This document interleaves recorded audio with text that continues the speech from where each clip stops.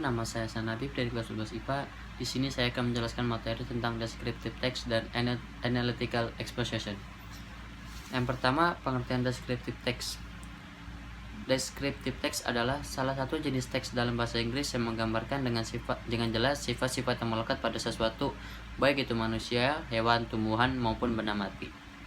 Tujuan dari teks ini adalah memberikan informasi dengan jelas mengenai objek yang digambarkan kepada pembaca. Ciri-ciri descriptive text adalah menggunakan simple present tense. Teks ini menggunakan simple present tense karena kita akan mendeskripsikan fakta-fakta yang melekat pada suatu objek. Dan salah fungsi dari simple present tense sendiri adalah untuk menunjukkan suatu fakta atau kebenaran. Misalkan kamu ingin mendeskripsikan mengenai tempat tidur kamu bisa menggunakan kalimat "The color of my bedroom is blue", menggunakan banyak sifat adjektif. Karena fungsi dari teks ini adalah untuk memberikan informasi dengan menggambarkan suatu objek yang dideskripsikan. Maka dalam descriptive text akan banyak dijumpai kata sifat adjektif. Contohnya adalah big, small, colorful, dan lain sebagainya. Generic structure of descriptive text.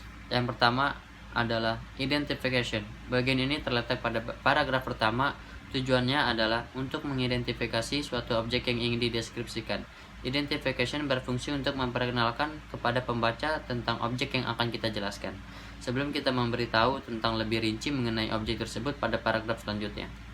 Kedua adalah description. Bagian ini terletak pada paragraf kedua dan seterusnya, berisi tentang sifat-sifat yang melekat pada sesuatu yang sudah kamu kenalkan pada pembaca pada paragraf pertama.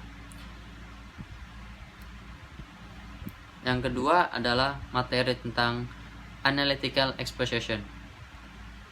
Apa yang dimaksud dengan analytical exposition? Adalah sebuah tulisan yang menunjukkan opini penulis mengenai hal-hal yang ini adalah meyakinkan para pembaca bahwa topik yang diutarakan merupakan hal yang penting dapat diperdebatkan atau dibahas bersama-sama. Struktur analytical exposition. Yang pertama, thesis. Awal mula untuk menulis analytical exposition adalah dengan bagian thesis. Bagian ini merupakan topik utama yang ingin kamu utarakan. Kamu juga bisa menulis berbagai alasan yang melatar belakangi permasalahan. Thesis selalu mulai di paragraf pertama dan tanpa thesis yang jelas. Sebuah opini akan terbaca kurang kuat, kamu tidak bisa mengubah atau melewati bagian ini. Kedua, argumen. Bagian argumen adalah bagian di mana seorang penulis akan bebas mengekspresikan pendapat mengenai topik yang dibahas. Biasanya sebuah analytical exposition memiliki lebih dari satu argumen atau pendapat. Hal ini bertujuan agar lebih meyakinkan pembaca bahwa topik yang dibicarakan amatlah penting dan perlu ditilik lebih lanjut. Pastikan agar argumenmu juga nyambung dengan paragraf sebelumnya atau bagian thesis. Hindari untuk menulis opini yang terlalu luas dan akan membuat argumen melenceng dari topik yang dibahas. Ketiga, reiteration atau conclusion. Penutup analytical exposition merupakan conclusion atau reiteration. Paragraf ini berisi mengenai penegasan kembali posisi dan pendapat penulis terhadap topik utama. Selain itu, paragraf terakhir ini juga bisa berisi kesimpulan dari argumen yang kamu tulis di atas. Hal ini juga bisa bertujuan untuk memudahkan pembaca dalam memahami isi dari opini yang sudah kamu tulis.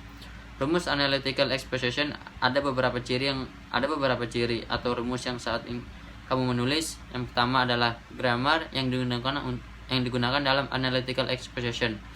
Kedua, dalam menuliskan opini kamu perlu menggunakan kata-kata yang mengekspresikan pikiran atau perasaan, misalnya seperti experience, feel, know, realize, sensing, dan lainnya. Menggunakan internal conjunction yang menghubungkan argumen di antara dua klausula. Terakhir, kamu bisa menulis analytical exposition dengan causal conjunction reason why atau sebab akibat. Itulah penjelasan beberapa materi tentang description text and analytical exposition. Kurang lebihnya mohon maaf. Wabillahi taufiq wal hidayah. Wassalamualaikum warahmatullahi wabarakatuh.